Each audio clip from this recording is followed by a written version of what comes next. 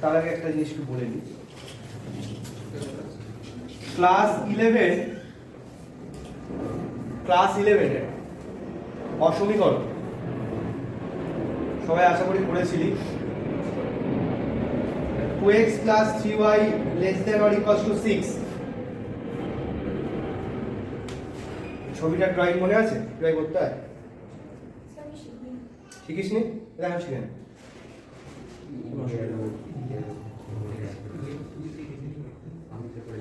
বল কি করতে হয় প্রথমে? 6 দিয়ে ভাগ করতে হয়। আচ্ছা এই এটাকে ভাগ করব নাকি এটাকে 2x plus 3y কে মানে এটাকে ইকুয়াল চিহ্ন হিসেবে লিখে নেব, তাই তো?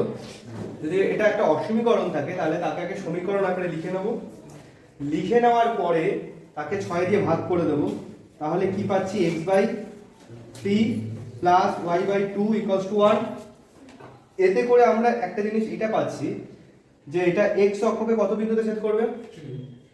3,0। এটা কিন্তু সরল লেখার ব্যাপার সম্পূর্ণভাবে। আর y অক্ষকে 0,2। ক্লিয়ারলি আমরা ছবিটা কি আঁকতে পারি? 1 2 3 2।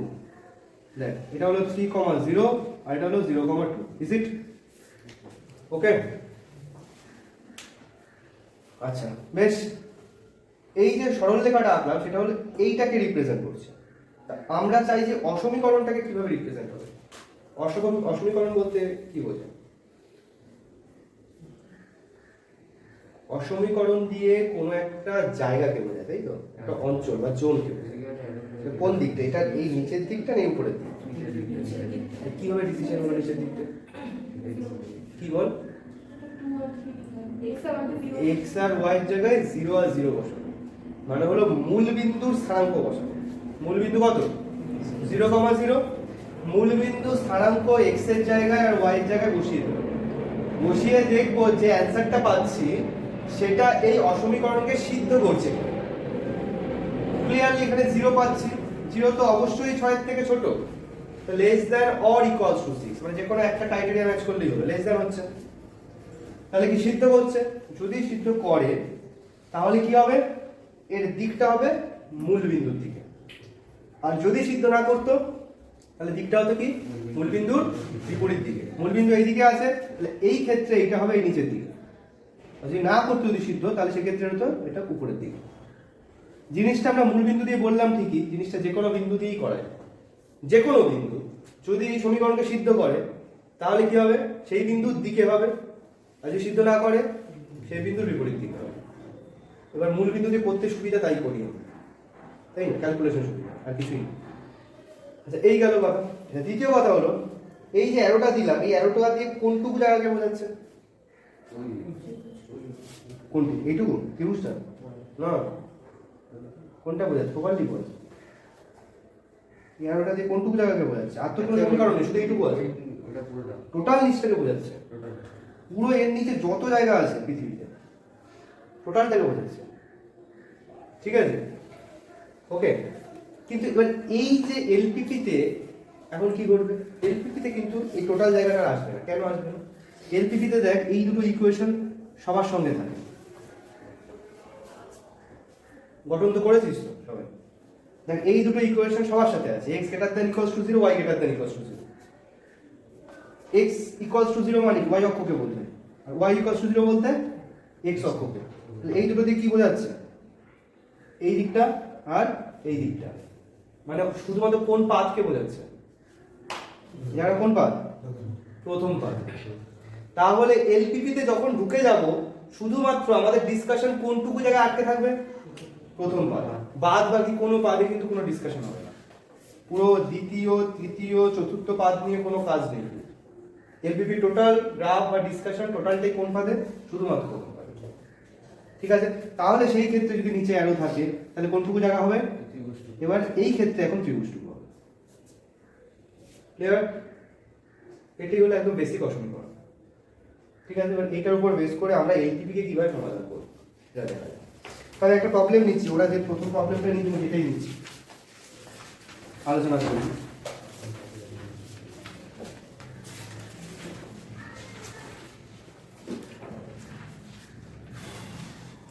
লিখেছে যে z equals to 12x plus 9y, তাই তো?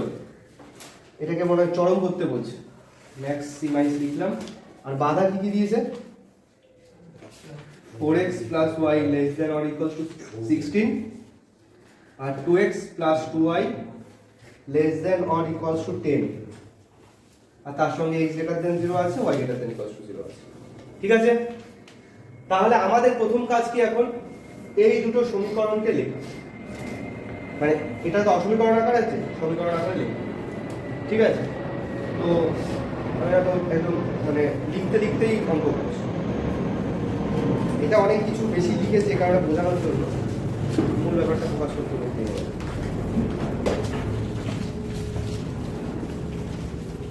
স্টেপ ওয়াইজ ব্যাপারগুলো কি কি করতে হবে। এটাকে যদি আমরা 1 নম্বর, এটাকে 2 নম্বর দিয়ে দিই, তাহলে লিখে ফেল 1 ও 2 নম্বর অসমীকরণে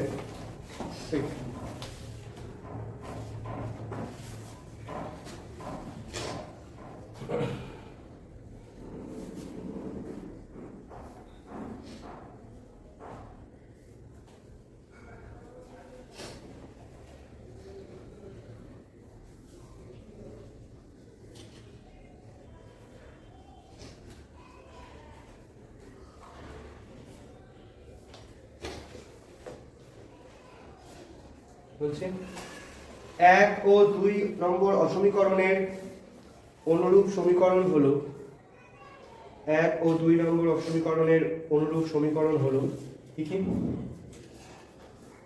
একটা হলো 4x plus y equals to 16, তাহলে এখান থেকে আমরা পাচ্ছি x/4 plus y/16 equals to 1। আর আরেকটা কি আছে? 2x plus 2y equals to 10, এখান থেকে পাচ্ছি x/5 plus y/5 equals to 1, তাই তো? এই দুটো অনুরূপ সমীকরণ। এখন এই দুটো সমীকরণকে আমরা ছবিতে আঁকতে পারবো, তো আঁকা যাক।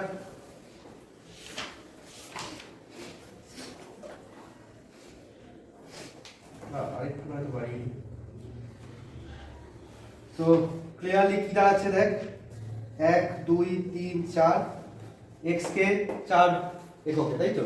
আর y কে 16 এককে, অনেকটাই উপরে। তো মোটামুটি এরকমটা জায়গায় অ্যাপ্রক্স করে নিই, অ্যাপ্রক্স করে নিয়ে ছবিটা মোটামুটি আমরা এরকম ভাবে আঁকতে পারি, অলমোস্ট এরকম দেখতে পারি।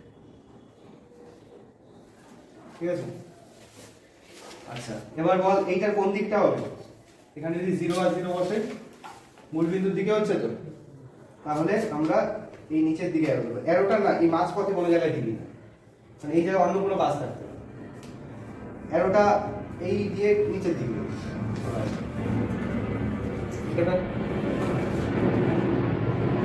এই গেল 4, আর এখানে কি আছে 5,5, এটা কেমন ভাবে যাবে? 1 2 3 4 5 এই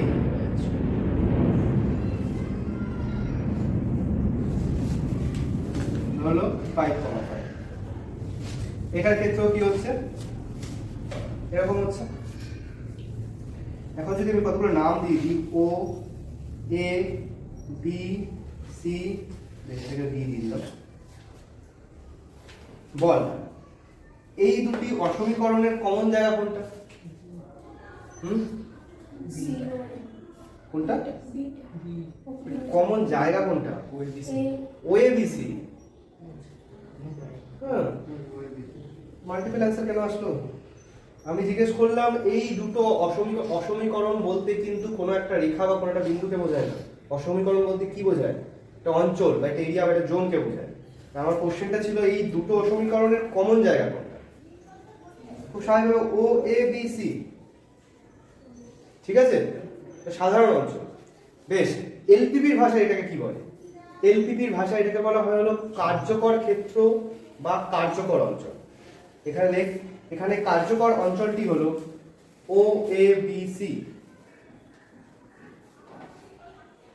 এলপিপির ভাষায় সাধারণ অঞ্চলকে বলা হয় কার্যকর অঞ্চল। কার্যকর অঞ্চল বলার অর্থ হলো আমাদের কাজটা কোন জায়গায়, আর কিছু কাজটা কোন জায়গায়, ও এ বি সির উপরই কাজ হবে। ঠিক আছে, তার বাইরে কার্যকর অঞ্চল বা কার্যকর ক্ষেত্র লিখতে পারিস, মানে ওএবিসি হলো কার্যকর অঞ্চল বা কার্যকর অঞ্চল হলো ওএবিসি। ওকে, যেখানে যেখানে প্রান্তিক বিন্দুগুলি হলো প্রান্তিক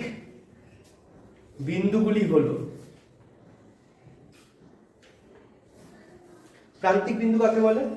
এই কার্যকর অঞ্চলে ঠিক কোণা বরাবর কোন কোন বিন্দুকে আমি পাচ্ছি, বা শীর্ষ হিসেবে আপনি যেটা ভাবতে হয় শীর্ষ টাইপ কোন কোন জায়গা পাচ্ছি, ও কমা এ কমা বি কমা সি, এই চারটে বিন্দুকে পাচ্ছি, এগুলি হলো প্রান্তিক বিন্দু। প্রান্তিক বিন্দুগুলি হলো কি লিখবি, ও কমা এ কমা বি কমা সি, ঠিক আছে? যেখানে স্থানাঙ্কগুলো আমি এবার লিখে ফেলতে পারবো কি, চারটে বিন্দু, প্রথম বিন্দু স্থানাঙ্ক কি, ও এর স্থানাঙ্ক কি, যেখানে ও লিখে ফেল 0,0, আচ্ছা এ কত 0,4,0, বি কত, আচ্ছা সি কত আগে বলবো, সি কত, বি কি পাচ্ছি, বি পাচ্ছি না তো, রাইট? তাহলে বি এর ভ্যালুটা বের করতে হবে, বি এর ভ্যালু কি করে বের করবো, বি যখন পাচ্ছি না বি এর ভ্যালু কি করে বের করবো,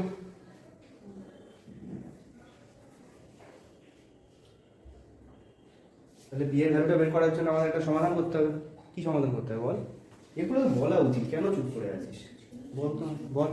আমি বলবো না কিছু, স্থানাঙ্ক জানি কি ব্যাপার, সঙ্গে সঙ্গে অ্যান্সার আছে উচিত। বি এর ভ্যালু কি করে পাবো,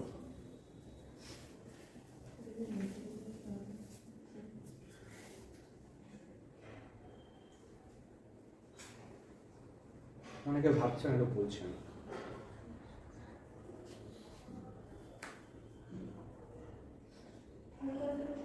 বল।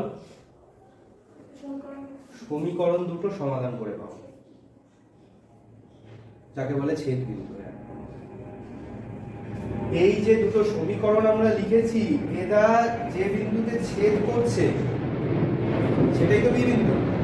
ছেদ বিন্দু আমরা কি করে বের করব, যে দুটো সমীকরণে ছেদ বিন্দু আগে সমাধান করলে পাই যায়।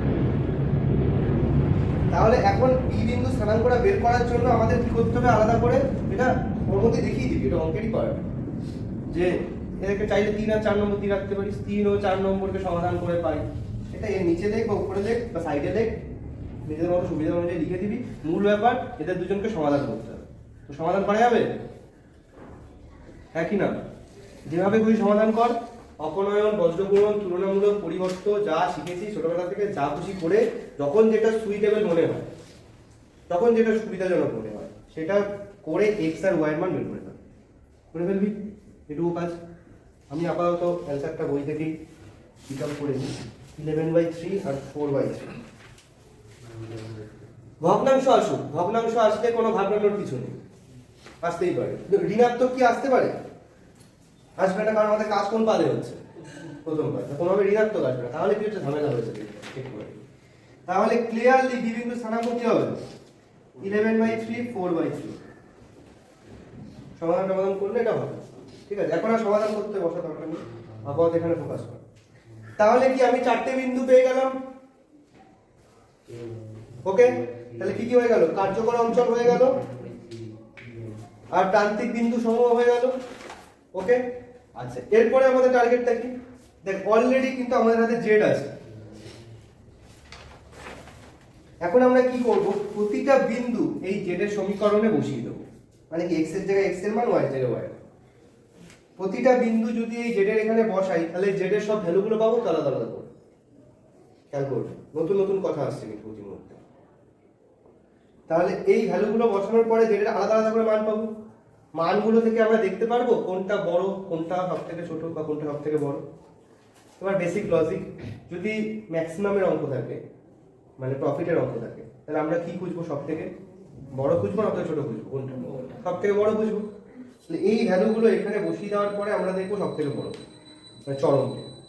আর যদি কস্টের অঙ্ক থাকে, মিনিমামের অঙ্ক থাকে, তাহলে বসিয়ে দেবো সব থেকে ছোটকে, অবমকে। ক্লিয়ার?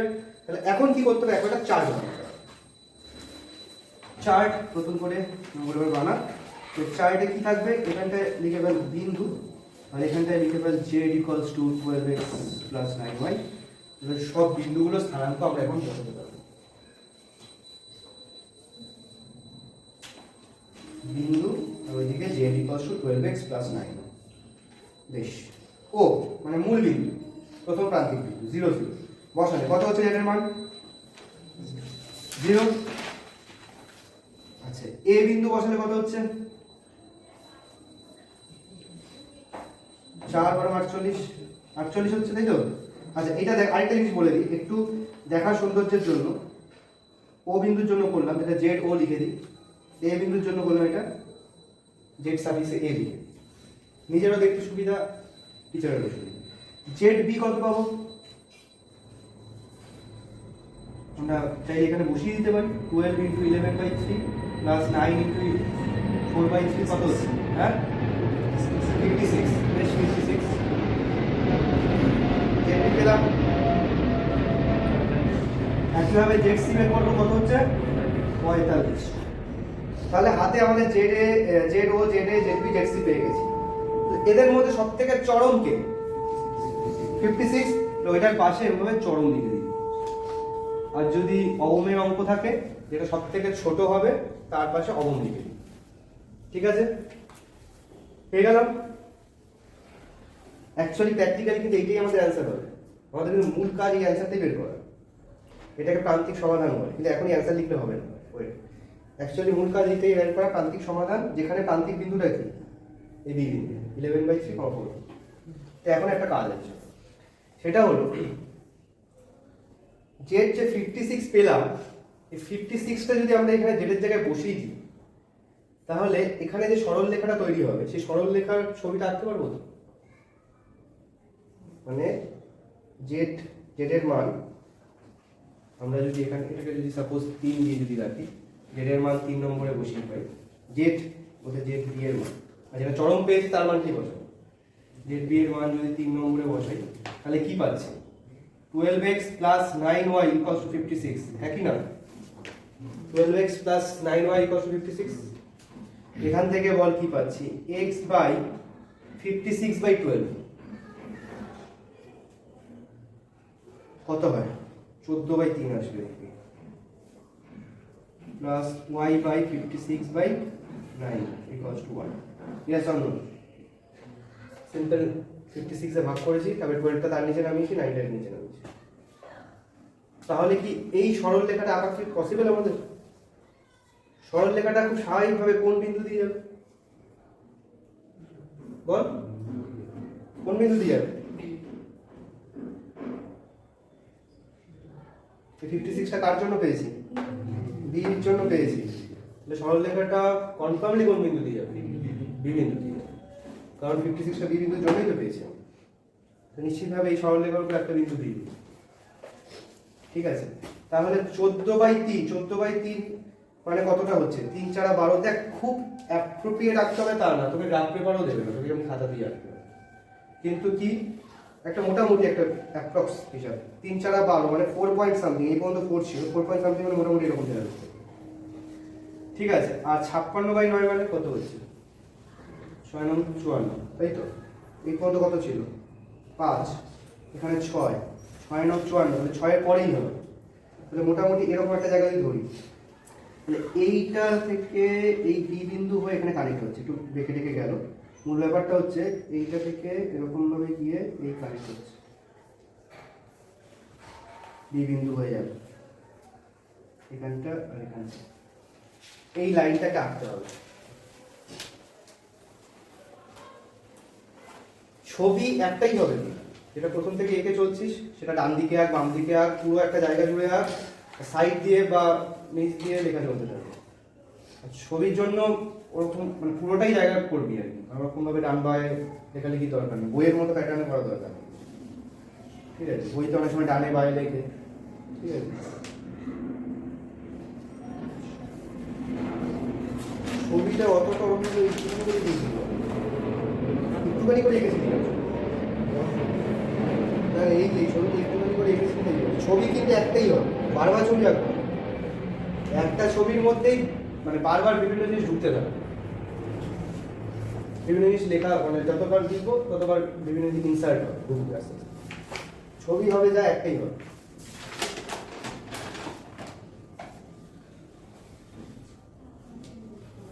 ঠিক আছে, রানিং আছে,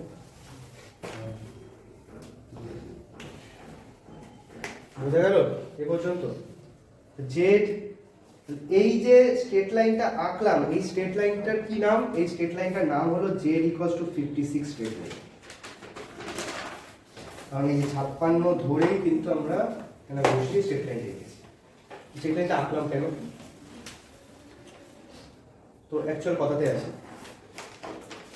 প্র্যাকটিক্যালি আমাদের সমাধান করতে দিয়েছে কিভাবে বলতো, মানে কি গ্রাফিক্যালি সমাধান করতে দিয়েছে, রৈখিকভাবে। আমাদের কিন্তু এরকম ভাবে সলভ করতে দেয় না। তো এইটা করলাম কেন? এইটা করলাম, এটা হলো টাইপ অফ আমাদের সাহায্যের জন্য নিজেদের। আমরা তাতে করে কি অ্যাকচুয়ালি অ্যান্সারটা পেয়ে গেলাম। এবার বলতে পারিস কিছুটা ওই অ্যান্সারের সাহায্য নিয়ে গ্রাফটাকে সেট করতে, বুঝতে পারলি কথা? কিন্তু এমন একটা শো আপ হবে যে আমরা গ্রাফের মাধ্যমে অ্যান্সার করছি। আমার কথার মিনিংটা বোঝা গেল?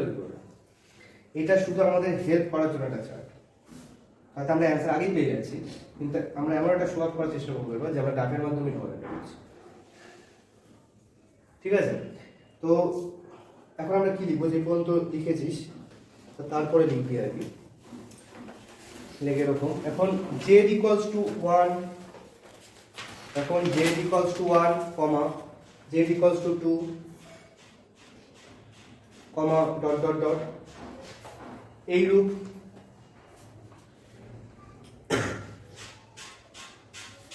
কতগুলি সমান্তরাল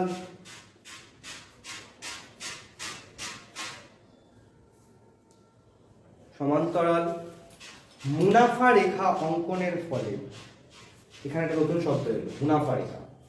বলছি আমি সমান্তরাল মুনাফা রেখা অঙ্কনের ফলে দেখা গেল যে জেড ইকুয়ালস টু, ফলে দেখা গেল যে জেড ইকুয়ালস টু 56 এর জন্য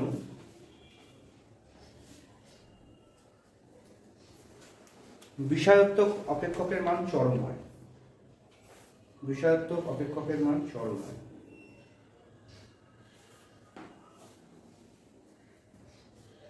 ঠিক আছে, সুতরাং প্রোগ্রামটির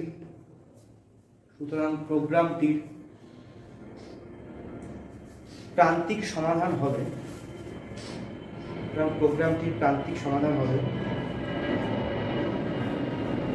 z equals to 56, যেখানে প্রান্তিক বিন্দুটি হলো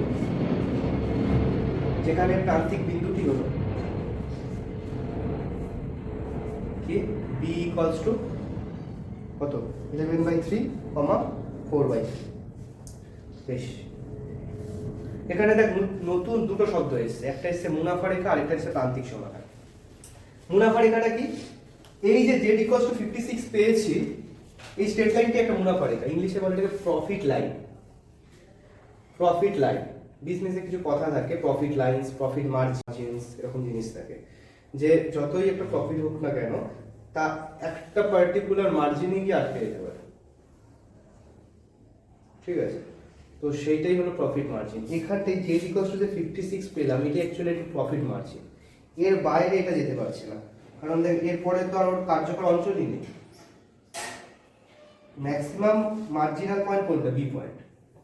ঠিক এই বরাবর যে সরল রেখাটা গেছে, ওর ম্যাক্সিমাম প্রফিট ওই পর্যন্তই হতে পারে, তারপরে আর হবে না, মানে পার্টিকুলার এই অঙ্কের রেসপেক্টে। অন্য কিছু ক্ষেত্রে অন্যরকম হতে পারে, অন্য বিষয়। বোঝা গেছে? এইটা অ্যাকচুয়ালি প্রফিট মার্জিনাল লাইন। এখন এই মার্জিনাল লাইনের নিচে তো অনেক কিছু হতে পারে, তাই না? ওই কারণে কি হচ্ছে, এখান থেকে আরো কিছু সরল রেখা এঁকে দিতে হবে। অত কিছু মেজারমেন্ট করে আঁকতে হবে তা না, সিম্পলি এইটার সমান্তরালে এই কথাটা খেয়াল কর কি z ইকুয়াল টু 56 যে এঁকেছি তার ঠিক সমান্তরালে আরো দুটো সরল লিখে দিবি, একটা নাম লিখে দিলি ভাব z ইকুয়াল টু 1 আর এটা লিখে দিলি z ইকুয়াল টু 2। ঠিক দেখ এই জিনিসটা আমি মানে কথা বললাম, কি বললাম, z equal to 1 z equal to 2 এরকম কতগুলি সমান্তরাল মুনাফা রেখা, এই যে সমান্তরাল সরল রেখাগুলোকে টানছি এই সমস্ত সমান্তরাল সরল রেখাকেই বলা হচ্ছে প্রফিট লাইনস। সব সরল রেখাগুলি প্রফিট লাইনস, কিন্তু প্রফিট মার্জিন কোনটা, z ইকুয়াল টু 56। প্রফিট লাইনটাকেই বাংলায় বলছে মুনাফা রেখা। তাহলে এইটাই কিন্তু আমরা গ্রাফিক্যালি সলভ করলাম, মানে অ্যাকচুয়ালি কি গ্রাফে অ্যাকচুয়ালি কি করলাম এটা ভাবে বুঝে নে। অ্যাকচুয়ালি কিন্তু z ইকুয়াল টু 1 আঁকলাম, 2 আঁকলাম, 3 আঁকলাম, এরকম ভাবে 56 পর্যন্ত এগেছি। আঁকার পরে দেখছি 56 এ গিয়ে হাইয়েস্ট পাচ্ছি মার্জিন, তাহলে আমরা তখন গিয়ে বলছি আমাদের প্রান্তিক সমাধান। প্রান্তিক সমাধান মানে হাইয়েস্ট প্রফিটের ক্ষেত্রে হাইয়েস্ট কোনটাই পাচ্ছি, ফাইনাল অ্যান্সার প্রান্তিক সমাধান মানে 56। এখন দেখ এতগুলো যদি সরল রেখা এখানে আঁকতে বসতাম এটা তো পসিবল নয়, ছবিতেও কারো একটা বিজনেসের রেসপেক্টও পসিবল নয় যে এত লাইন এঁকে এঁকে কাজ করে। তো তার জন্যই কি করা হচ্ছে, এই যে এই শর্টেস্ট মেথডের অ্যাপ্লাই করা হচ্ছে, যা আমরা সহজে এই চার্টের মাধ্যমে পেয়ে যাচ্ছি কোন ভ্যালুর জন্য চরম। এবার একটা ব্যাক ক্যালকুলেশন করে ছবি দিয়ে গেছি, কিন্তু আমরা একটা শো আপ করছি যে আমরা এই মানে লাইন টানার মাধ্যমেই অ্যান্সার বের করছি। বোঝা যাচ্ছে কথাটা? তাহলে z ইকুয়াল টু 1 2 থেকে 56 পর্যন্ত আঁকার পরে 56 থেকে আমরা ফাইনাল অ্যান্সার। এই হলো টোটাল কাজ। এবং তার পাশাপাশি এটা বলে রাখি যদি অঙ্কটা কস্টের অঙ্ক থাকে, প্রফিট না থেকে কস্ট থাকে, তাহলে কি হবে, এগুলো সব মিনিমাম হবে। এখানে সবথেকে লোয়েস্ট ভ্যালুকে অবজার্ভ করব, এই ক্ষেত্রে 0, অন্য ক্ষেত্রে অন্য কিছু, যাই হোক মানে লোয়েস্ট ভ্যালুকে অবজার্ভ করব। লোয়েস্ট ভ্যালুকে অবজার্ভ করে তাহলে সেই বরাবর আমরা সরল রেখাটা আঁকবো, শুনে নিন, সেই বরাবর সরল রেখাটা আঁকবো, ঠিক আছে। তো সরল রেখাটা আঁকলে আমাদের ওই ক্ষেত্রে কি হবে ভালো করে বলি। চরমের ক্ষেত্রে দেখ নিচ থেকে সরলরেখাগুলো 1 বাই 1 যাচ্ছে, 1 2 3 এরকম করে 56 পর্যন্ত গেল। আর অবমের ক্ষেত্রে কি হবে, উপর থেকে নিচে নেওয়া হয়। ভাব সাপোজ ভাব সবথেকে অবম মান পেলি z equal to 10, z equal to 10 সরলরেখাটা আগে এঁকে দিলি, এঁকে দেওয়া যাবে, এইটা ইকুয়াল টু 10 লিখে যেটাই থাকলে না এঁকে দেওয়া যাবে। এবার কি এইটার সমান্তরালে কিছু সরলরেখা আঁকতে হবে। তার জন্য আমরা কি করব, এখানে দেখ 1 থেকে শুরু করেছি, ওখানে তার করবো না, ওখান থেকে উপর মানে অ্যাটলিস্ট 10 এর উপর থেকে শুরু করবো, 20 থেকে শুরু করবো বা 50 থেকে শুরু করবো। তাহলে কি লিখবি, z equal to 20, z equal to 90, এরকম অনেকগুলি কি লিখবো সমান্তরাল, এখানে মুনাফা রেখা লিখবো, এখানে লিখবো ব্যয় রেখা। তাহলে শুনে রাখ, এখানে কি লিখবো, z equal to 20, z equal to 90, এরকম অনেকগুলি সমান্তরাল ব্যয় রেখা অঙ্কনের পরে দেখা গেল যে z ইকুয়াল টু 10 এর জন্য কি মান পাচ্ছি, সর্বনিম্ন মান পাওয়া যাচ্ছে বা অবম মান পাওয়া যাচ্ছে, ব্যয় রেখা কস্ট লাইন, এটা বলছি। বুঝা যাচ্ছে? আঁকার পরে দেখা যাচ্ছে z ইকুয়াল টু 10 জন্য সর্বনিম্ন বা অবম মান যেটাই হোক পাওয়া যাচ্ছে। সুতরাং প্রান্তিক সমাধান হবে z ইকুয়াল টু 10, যেখানে প্রান্তিক বিন্দু একটা কিছু থাকবে। ক্লিয়ার হয়েছে? আর এই ছবি আঁকার জন্য একটা রেকমেন্ডেশন থাকবে, চাইলে বিভিন্ন শেডের পেন্সিল পাওয়া যায় না, 2B 4B 6B, সেটা একটু হেল্প দিতে পারিস, কারণ প্রফিট লাইন কস্ট লাইনকে কিন্তু একটু আলাদা টাইপ ভাবে একটু দেখাতে হবে, যা দেখাতে হবে পেন্সিল দিয়ে দেখাতে হবে। আর এখানে ভেতরটা একটু শেডও করে দিতে হবে, যে এই জায়গাটা হলো কার্যকর অঞ্চল, সেটা শেড থাকারও দরকার, শেড করিনি, একটা পেন্সিল হালকা শেড দিয়ে দিতে হবে। আর আলাদা করে এই লাইনসগুলো এঁকে দেওয়া, প্রফিট লাইন আর কস্ট লাইন, সেটাই হোক না, মুনাফা রেখা হতে পারে বা ব্যয় রেখা হতে পারে। ক্লিয়ার হয়েছে? তো আমি একটা শর্ট ওভারভিউ একবার দেখলে এই জায়গাটায় অ্যাকচুয়ালি আমাদের কি কি কাজ করতে হচ্ছে, 5টা পয়েন্টের উপর বেস করে আমাদের মূল কাজ। দেখ 1 নম্বর হলো কার্যকর অঞ্চল, খেয়াল করছি কার্যকর অঞ্চল বের করা। এই 5টা পয়েন্ট যেন খাতায় থাকে তাহলেই হবে। 2 নম্বর হলো কি প্রান্তিক বিন্দু। কার্যকর অঞ্চল আমরা ছবি দেখে পেয়ে যাব, প্রান্তিক বিন্দু আমরা ছবি থেকে কিছু পাবো ডাইরেক্ট, অথবা যেটা পাবো না সমাধান করে বের করব। ক্লিয়ার? যেটা পাচ্ছি না সেটা সমাধান করে বের করব, প্রান্তিক বিন্দু। 3 নম্বর হলো গ্রাফটাকে আঁকা, 4 নম্বর হলো চার্ট, 5 নম্বর হলো profit line and cost line বের করা, মানে ব্যয় রেখা বা মুনাফা রেখার ওই কথাটা লেখা, ওই কথাটা লাস্টে লিখে দেওয়া, ওইটা থেকে ওইটা গ্রাফেও শো করে দেওয়া। এই 5টা পয়েন্ট যেন যে কোনো অঙ্কে থাকে, 5টা পয়েন্টের উপর বেস করেই দেখ যে কোনো অঙ্ক চলতে থাকে।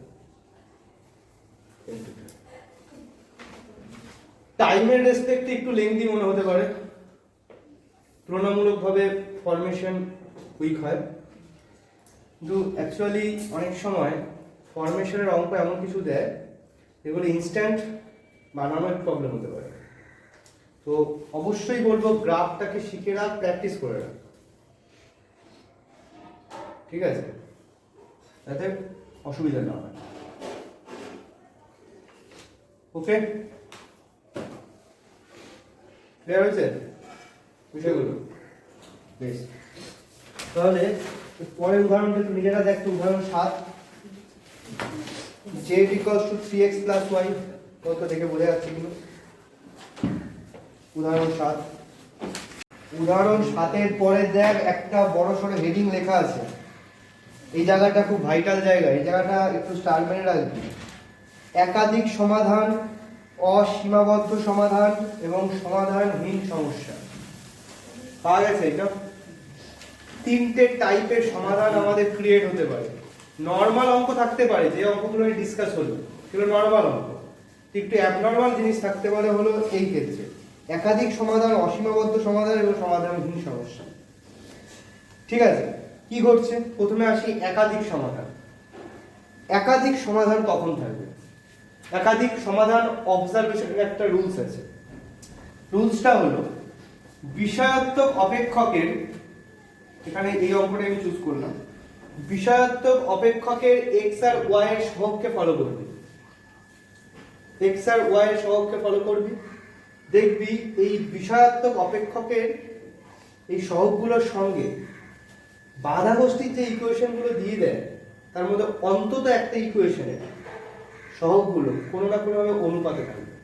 দেখ কি আছে, 2x + 3y = 3x + 3y ≤ 100, 4x + 2y <= 120। আমার বক্তব্যটা কি ছিল অ্যাকচুয়ালি আরেকবার রিপিট করি। বললাম বিষয়াত্মক অপেক্ষকের x আর y এর সহগগুলোর সঙ্গে বাধা গোষ্ঠীর অন্তত একটা ইকুয়েশনের, খেয়াল কর এই ইকুয়েশনটার কি হবে, x আর y এর সহগ কিসে থাকবে? অনুপাতে থাকবে। ক্লিয়ারলি দেখা যাচ্ছে, দেখ 4:6, কাটাকাটি করলে 2:3। যদি এরকম ঘটে যায় তাহলে কি বলতে পারি? সেটার একাধিক সমাধান থাকবে। এটা হলো অবজারভেশনের পথ বললাম। গ্রাফিক্যালি দেখি কেন থাকবে, খুব ইজি। আমি আর এটাকে সলভ করে দেখাচ্ছি না, ওখানেই আছে, জাস্ট ছবিটার আকারে ব্যাপারটা বুঝিয়ে দিচ্ছি। দেখ ছবিটা আঁকা পসিবল। ছবিটা কেমন হয়েছে? তুমি ডাইরেক্ট ওখান থেকে জাস্ট ছবিটা আঁকি। ছবিটা অনেকটা এরকম টাইপের হয়েছে, অনেকটা এরকম টাইপের হয়েছে। যেখানে একটা খেয়াল করে, এটা যদি ও, এটা এ, এটাকে বি বিন্দু দিয়েছে, বি বিন্দু স্থানাঙ্ক মনে হয় কত? 2020। বাবা এই নামটা শুনলে কেমন লাগে? C O A B C. ঠিক আছে, এখন দেখ আমাদের কাজটা কি হয়, অঞ্চল পেয়ে গেলাম, প্রান্তিক বিন্দু পেয়ে গেলাম, এবার এই বিন্দুটা কি করি? এখানে বসাই তো, সব কটা বসাবো, এটা চরম হবে, তাই তো? তাহলে 2020 বসালে কি হচ্ছে দেখতো, সেট কত পাচ্ছি? কত হচ্ছে? 200।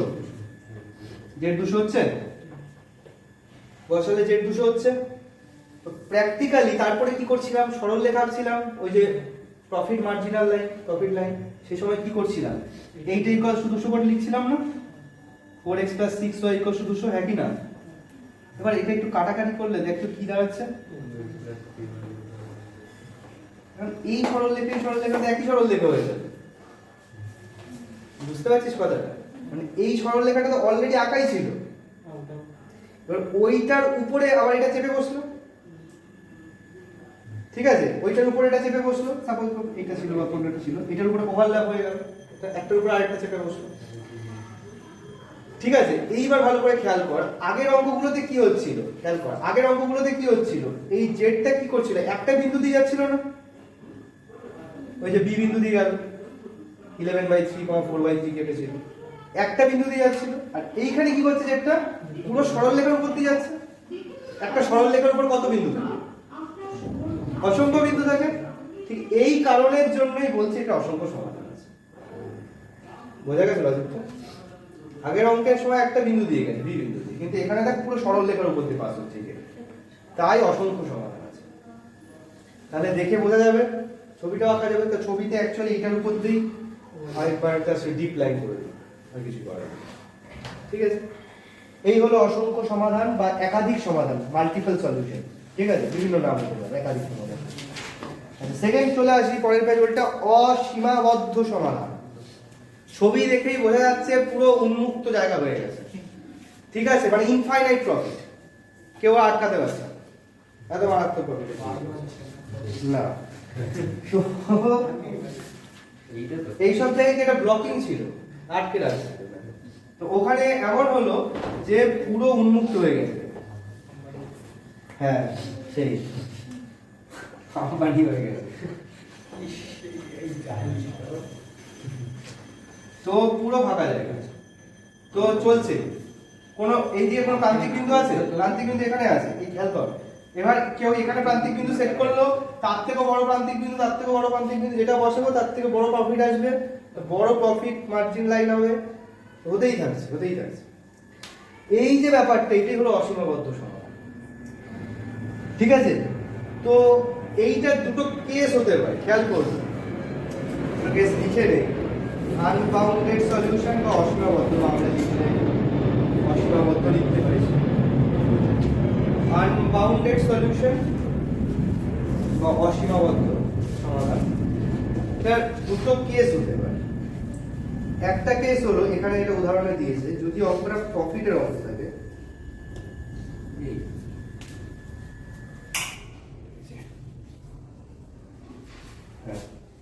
এক নম্বর হলো যদি এটা প্রফিটের অঙ্ক থাকে, ঠিক আছে, তাহলে কি হবে, প্রফিটের অঙ্ক যদি থাকে বা লাভের অঙ্ক যদি থাকে, তাহলে লেখ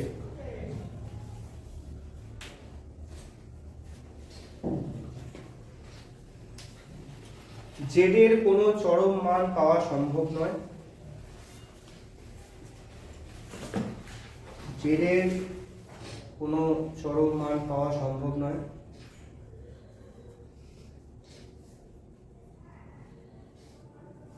কারণ প্রান্তিক বিন্দু অসীমে বিস্তৃত, কারণ প্রান্তিক বিন্দু সমূহ অসীমে বিস্তৃত। এই কথাটা লিখে দিবি, এই ধরনের অঙ্ক যদি থাকে, মানে কি বললাম, অসীমাবদ্ধের যদি প্রফিটের অঙ্ক থাকে, এই কথাগুলো লিখে দিবি, কারণ প্রান্তিক বিন্দু সমূহ অসীমে বিস্তৃত। ঠিক আছে, সুতরাং সমস্যাটির প্রান্তিক সমাধান নির্ণয়ও সম্ভব নয়। এটা করেই অ্যাকচুয়ালি অ্যান্সার ফিনিশ হবে। সুতরাং প্রান্তিক সমাধান নির্ণয়ও সম্ভব নয়।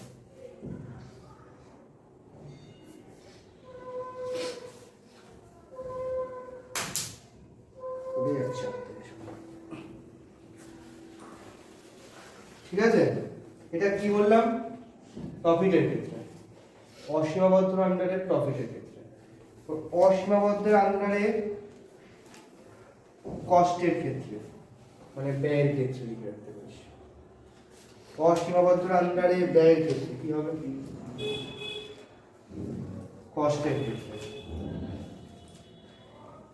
এই অঙ্ক এখানে উদাহরণে নেই, এটা পরের দিকে উদাহরণগুলোতে রয়েছে, এবং এই টাইপের অঙ্ক এই চ্যাপ্টারের জন্য সবথেকে বেশি ইম্পর্টেন্ট। এই টাইপের অঙ্ক এই চ্যাপ্টারের জন্য সবথেকে বেশি ইম্পর্টেন্ট। এই জায়গায় একটু ভালো করে বুঝবি ব্যাপারটা। প্রফিটের ক্ষেত্রে প্রফিট মার্জিন পাচ্ছি না বলে ইনফাইনাইট প্রফিট হচ্ছে, তো ব্যয়ের ক্ষেত্রে সেটা হওয়া সম্ভব নয়। কারণ প্রফিটের ক্ষেত্রে কি, আমরা তো জেড এর সবথেকে চরম মানটা খোঁজার চেষ্টা করি, ওই কারণে পাচ্ছি না। কিন্তু কষ্টের ক্ষেত্রে কি হয়, সবথেকে কম মানটা খোঁজার চেষ্টা করি। কম মানটা তো এইসব জায়গায় থাকতেই পারে, এইসব জায়গায় ইনফাইনাইটে যাচ্ছে, কিন্তু নিচের দিকটা তো কম মানে পেতে পারে। তাহলে কি হবে কষ্টের ক্ষেত্রে? কষ্টের ক্ষেত্রে কিন্তু নর্মাল ওয়েতেই অঙ্ক চলবে। এইটা কিন্তু অনেকে ভুল করে ফেলে, অনেকে দেখে যে অসীমাবদ্ধ সমাধান, তাহলে কোনো সমাধান নেই, শেষ করে দিল। কিন্তু এটা যদি অবমেয় অঙ্ক হয়, খেয়াল করবে কথাটা, যদি কষ্টের অঙ্ক হয় নর্মাল ওয়েতেই কিন্তু অঙ্কটা চলবে। মানে কি, কার্যকর অঞ্চল পুরো ইনফাইনাইট, সেটা ঠিক আছে, কিন্তু প্রান্তিক বিন্দু কোনগুলো? এইগুলো প্রান্তিক বিন্দুগুলো যেটা বসাবো, দেখবো সব থেকে ছোট কোনটা, সব থেকে ছোট সাহায্য নিয়ে আবার কস্ট লাইন আঁকবো, তো লিখবো যেভাবে লেখা লিখে রয়েছে। ক্লিয়ার হয়েছে? তাহলে এই উদাহরণ দেখবি, আছে উদাহরণ। আচ্ছা, এই গেল অসীমাবদ্ধ সমাধান। আচ্ছা, লাস্টেরটা হলো কার্যকর সমাধানহীন সমস্যা। কার্যকর সমাধানহীন সমস্যা, এরকম যদি প্রবলেম আসে তাহলে তো খুব নাচানাচি করা উচিত এক্সামে, কারণ এইটার কোনো কিছু করতেই হবে না। কারণটা কি, এর কি কোনো কমন জোন আছে? দেখতে ছবিটা দেখে কি বোঝা যাচ্ছে? একটা আছে এই দিকে, খেয়াল কর, আরেকটা আছে এই দিকে, এদের মধ্যে কোনো কমন জোন আছে? কমন জোনই যদি না থাকে, কার্যকর অঞ্চল নেই, প্রান্তিক বিন্দু নেই, অন্য কিছু বেরিয়ে করতে হবে না, শুধু লিখে দিলেই হলো যে কোনো সাধারণ অঞ্চল নেই, সুতরাং কার্যকর অঞ্চল নেই, সমাধান হবে। ছবি আছে, হ্যাঁ, একদম 0.0001% দেখে যাবি, ঠিক আছে? যদি আসে তবে এইটার ক্ষেত্রে এই সরল রেখাটা কিভাবে আঁকাআঁকি করলি সেগুলো একটু ব্যাখ্যা লিখে দিই। ওই 0 বিন্দু দিয়ে স্যাটিসফাই হওয়ার জন্য এইদিকে মুভ হলো, ওইদিকে মুভ হলো। ওকে, এই হলো টাইপ। আর কিছু নতুন বলার নেই। এবার ভালো করে উদাহরণ দেখবি আর হোমওয়ার্ক করবি। হোমওয়ার্ক থাকবে হলো খুব স্বাভাবিকভাবেই যেগুলো বাদ দিয়েছিলি কতদিন না, সংক্ষিপ্ত আর দীর্ঘর মধ্যেই, তার আগে কিছু না, সংক্ষিপ্ত আর দীর্ঘর মধ্যেই যেগুলো আগের দিন বাদ দিয়েছিলি। এই দেখ, সংক্ষিপ্ত 4, তারপরে 7 থেকে 10, সংক্ষিপ্ত 4, তারপরে 7 থেকে 10, না, সংক্ষিপ্ত 4 করবি, তারপরে 7 থেকে 10। ওকে, আচ্ছা, দীর্ঘর ক্ষেত্রে যেগুলো সরাসরি দেখা যাচ্ছে সেগুলো তো করবি, যে 3 থেকে 7 সরাসরি দেখা যাচ্ছে, গ্রাফের মাধ্যমে সমাধান করতে বলছে, সেগুলো করবি। তার পাশাপাশি কতদিন যেগুলো গঠন করেছিলি সেগুলো অনেকগুলোর চেয়েছিল না সমাধান, 1, 2, 8, যেগুলো চেয়েছে সেগুলো সবগুলো চেয়েছে, তাহলে সবগুলো করবি।